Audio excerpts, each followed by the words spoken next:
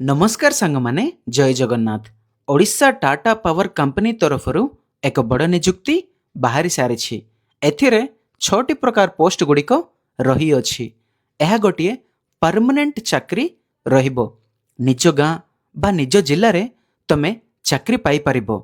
कौनसी एग्जाम रहिबो नाही, केवल डॉक्यूमेंट वेरिफिकेशन करी तुमको सरकार चाकरी दिया जिवो। एहाकु तमे मागणारे आवेदन करिपारिबो। ओडिशार 30टी जिल्लार जेकोसी पिला मध्य एहाकु आवेदन करिपारिबे, बोथ मेल एंड फीमेल। चलंतु देखिनेबा एहार education qualification, age limit, salary, selection process सबु किछि। वीडियो को शेष पर्यंत देखंतु एवं अप्लाई करिबा पई केमिति रजिस्टर करिबार अछि ताहा मध्य कहिदेबी।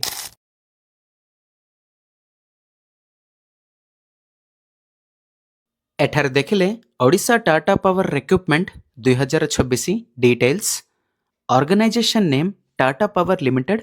यह Tata Power company throughout रे एही जॉब गुड़िक रही। टाइप ऑफ जॉब देखिले परमानेंट अच्छी। यह तुमको परमानेंट चाकरी रहिबो, कौन सी कॉन्ट्रैक्ट बेसिक नुह, परमानेंट चाकरी रहिबो। कैटेगरी देखले इलेक्ट्रिक डिपार्टमेंट जॉब रहिबो, विद्युत विभाग रे तुमको चाकरी रहिबो। एठार तुम देखि पारथबो नेम ऑफ द पोस्ट बोली बहुत प्रकार पोस्ट गुड़िक रही अछि। Lineman, junior manager, supervisor, MIS executive, customer engineering, billing रे एवं कस्टमर एडवाइजर। एमिति 6टी प्रकार पोस्ट गुड़िक रही अछि। तुमको कई पोस्ट को मध्य तुमे आवेदन करि परिबो। एवं एप्लिकेशन मोड देखिले ऑफलाइन। एहाकु तुमे मागणा रे ऑफलाइन रे आवेदन करि परिबो, माने पोस्ट द्वारा तुमे आवेदन करि परिबो। कौनसी ऑनलाइन फीस रहिबो नाही। ऑनलाइन रे मध्य तुमे आवेदन करबा अवसर नाही। एवं who can apply all Odisha candidates एहाकु तुमे आवेदन करि परिबो। इन ओडिशा रो जेकोसी पिला मध्य एहाकु आवेदन करि परिबे। एवं प्लेस ऑफ पोस्टिंग देखिले ओडिशा रे ही तुमे पोस्टिंग पाइबो। ओडिशा रे ही तुमे जॉब रहिबो। निज जिल्ला रे मध्य तुमे जॉब करि परिबो। एवं लास्ट डेट अवेलेबल सून बोली अच्छी। जल्दी आज ही वीडियो शेष करी अप्लाई कर दियंतु। एवं जेंडर देखिले बोथ मेल एंड फीमेल। एहाकु पुओ माने झियो माने दुई जण मध्य आवेदन करि परिबे। एवं चलंतु देखिनेबा education qualification. As per Tata Power recruitment notification, candidate should have completed 10th plus 2, graduation, ITI or diploma, its equivalent education from a recognized board और यूनिवर्सिटी। एही जॉब को तुम आवेदन करिबार अछि माने +2 पास करथिले तुम आवेदन करि परिबो, ग्रेजुएशन पास करथिले आवेदन करि परिबो, ITI करथिले आवेदन करि परिबो एवं डिप्लोमा करथिले मध्य तुम एही 6टी प्रकार पोस्ट गुड़िक को आवेदन करि परिबो। एही 4टी स्ट्रीम रे जेकोसी गोटे करथिले मध्य तुम आवेदन करि परिबो। सेथिपई किए मध्य लेट करंतुनी, जल्दी जल्दी आवेदन कर दियंतु। एज लिमिट देखिले मिनिमम एज 21 वर्ष थिबार अछि, मैक्सिमम एज 35 वर्ष रही थिबार अछि। ओबीसी पिला माने हेथिले तुमको 3 वर्ष एज रिलैक्सेशन रहिबो, माने तुम बयस 35 वर्ष थिले तुमे 38 वर्ष पर्यंत आवेदन करि परिबो। एवं एसटी, एससी, पीडब्ल्यूबीडी कैंडिडेट्स को 5 वर्ष एज रिलैक्सेशन रहिबो, माने 40 वर्ष पर्यंत एससी एसटी पिला माने आवेदन करि परिबे। एवं एक्स सर्विस मैन को मध्य 5 वर्ष एज रिलैक्सेशन रहिबो। एवं पीडब्ल्यूबीडी प्लस एससी और एसटी हेथिले तुमको 15 वर्ष एज रिलैक्सेशन रहिबो, माने तुमे 50 वर्ष पर्यंत आवेदन करि परिबो। एवं चलंतु देखिनेबा सैलरी। एठारे सैलरी देखिले 14,000 रु 22,000 पर्यंत रहिबो पर मंथ। एवं सिलेक्शन प्रोसेस देखिले candidate selection by process of interview, document verification. तुमको गोटे इंटरव्यू रहिबो, ताहा सह डॉक्यूमेंट वेरिफिकेशन करी तुमको चाकरी दिया जिवो।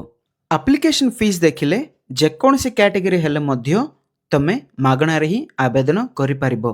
General candidates, EWS candidates, OBC candidates, female candidates, SC और एसटी कैंडिडेट्स हेथिले मध्य तुमको कौनसी टंका फीस पे करबा दरकार ही नाही।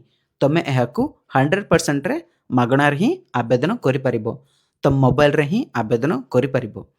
ଏବଂ ଚାଲନ୍ତୁ ଦେଖିନେବା ଇମ୍ପୋର୍ଟାଣ୍ଟ ଡକ୍ୟୁମେଣ୍ଟସ୍ ଗୁଡ଼ିକ। ତମର କ୍ୱାଲିଫିକେସନ୍ ସାର୍ଟିଫିକେଟ୍ ଥିବା ନିହାତି ଦରକାର।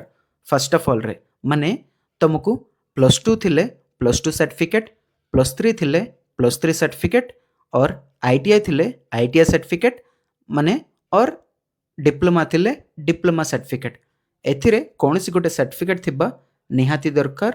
ताहा सह डेट ऑफ बर्थ सर्टिफिकेट थिबार अछि एवं दुईटी पासपोर्ट साइज फोटो गुड़िक थिबार अछि। कैश सर्टिफिकेट एवं कौनसी एक्सपीरियंस सर्टिफिकेट थिले मध्य ताहाकु तमे मध्य रखि परिबो एवं आईडी कार्ड, आधार कार्ड और पैन कार्ड जेकोनसी गोटे आईडी प्रूफ थिबा निहाती दरकार। एवं एहार इंपोर्टेंट डेट्स गुड़िक देखिले एहार ऑनलाइन एहार ऑफलाइन एप्लिकेशन ऑलरेडी स्टार्ट हो सारी ताहा तुम एठार देखि परथिबो ऑलरेडी स्टार्टेड बोली एवं लास्ट डेट मध्य अवेलेबल सून बोली अछि। तुमको अति जल्दी रे जणाइबे। इंटरव्यू डेट मध्य अति जल्दी तांके कहिबे एवं एठार देखि परथिबो हाउ टू अप्लाई बोली ताहा मध्य तुम एठार देखि परथिबो।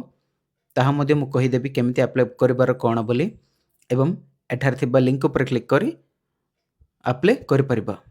एठार तुम देखि परथिबो TPNODL बोली Tata Power northern Odisha distribution limited.